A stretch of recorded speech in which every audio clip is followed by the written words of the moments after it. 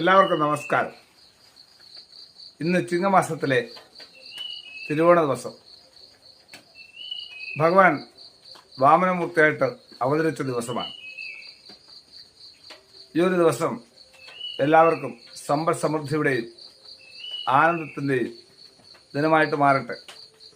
അതുപോലെ തന്നെ ഈ വർഷം മുഴുവൻ എല്ലാവർക്കും നല്ലത് വരട്ടെ.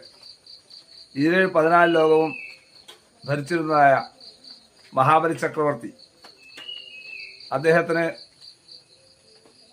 തൻ്റെ ആ ഭരണത്തിൻ്റെ നേട്ടത്തിൽ ഇന്ദ്രാദേവന്മാരെയൊക്കെ നിഷ്കാസനം ചെയ്ത് ചെറിയൊരു അഹങ്കാരമൊക്കെ ഉണ്ടായിരുന്നു.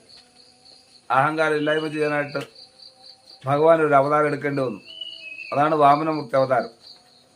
അതിഥി ദേവി കശ്യപ പ്രജാപതിയോട് അഭ്യർത്ഥിക്കുകയാണ്, തൻ്റെ മകന് പ്രയാസം വരാൻ പാടില്ല. ചില വ്രതങ്ങളൊക്കെ പറഞ്ഞു കൊടുത്തുകൊണ്ട് ആ അതിഥി ദേവിയിൽ ഭഗവാൻ പ്രത്യക്ഷപ്പെടുക.